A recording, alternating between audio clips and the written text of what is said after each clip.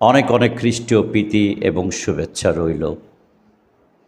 আজ পবিত্র বাইবেল থেকে যে বিষয়টি আমরা দেখব, গীতসংহিতা 18 অধ্যায় 1 থেকে 3 পদ। হে সদাপ্রভু, তুমি আমার শক্তি, আমি তোমাকে ভালোবাসি। সদাপ্রভুই আমার উচ্চ পাহাড়, আমার দুর্গ। সদাপ্রভুই আমার উচ্চ পাহাড়, আমার দুর্গ ও আমার মুক্তিদাতা। আমার ঈশ্বরই আমার উচ্চ পাহাড়, তারই মধ্যে আমি আশ্রয় নিই। তিনি আমার ঢাল, আমার রক্ষাকারী সিং, আমার উচ্চ আশ্রয়স্থান। সদাপ্রভু প্রশংসার যোগ্য, আমি তাকে ডাকি। পবিত্র বাইবেল থেকে যে অংশটি আমি আপনাদের মাঝে পাঠ করলাম, এটা মূলত রাজা দাউদের একটি গানের ছোট্ট অংশ। মহান ঈশ্বর যখন রাজা দাউদকে শৌল ও তার অন্যান্য শত্রুদের হাত থেকে রক্ষা করেছিলেন, তখন তিনি ঈশ্বরের উদ্দেশ্যে এই গান গেয়েছিলেন। রাজা দাউদের গানের এই ছোট্ট অংশটি আমাদেরকে 3টি গুরুত্বপূর্ণ বিষয় শিক্ষা দেয়,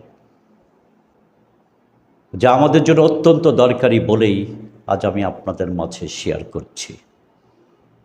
প্রথমত, ঈশ্বরই একমাত্র নিরাপদ আশ্রয়। বিপদে সংকটে পড়লে আমরা প্রায় অস্থির হয়ে পড়ি, কিন্তু এই গান আমাদেরকে শেখায় যে ঈশ্বর হলেন আমাদের দুর্গ ও উঁচু পাহাড়।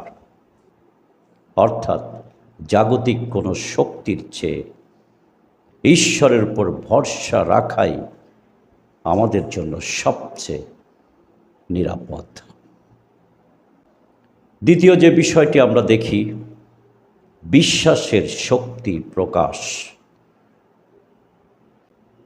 রাজা দাউদ তার গানে বলেছেন, ঈশ্বরই হলেন আমাদের ঢাল ও মুক্তিদাতা। তাই বিপদ থেকে রক্ষা পাওয়ার জন্য নিজেদের উপর নির্ভর না করে আমরা যেন ঈশ্বরের শক্তির উপর বিশ্বাস রাখি। তিনি আমাদের সুরক্ষা নিশ্চিত করেন। তৃতীয় যে বিষয়টি আমরা দেখি, প্রার্থনা ও প্রশংসার গুরুত্ব। 3 পদে সে কথা বলা হয়েছে।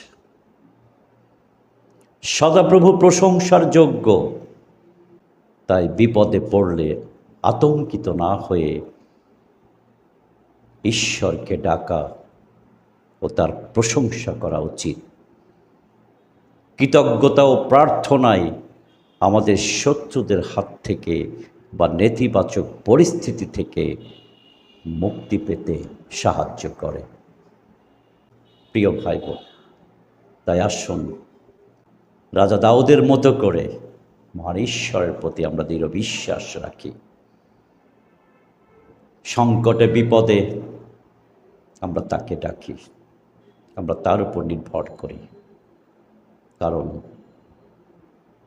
তিনি আমাদের ঢাল, আমাদের মুক্তিদাতা, এবং তিনি আমাদের সমস্ত বিপদ থেকে রক্ষা করেন।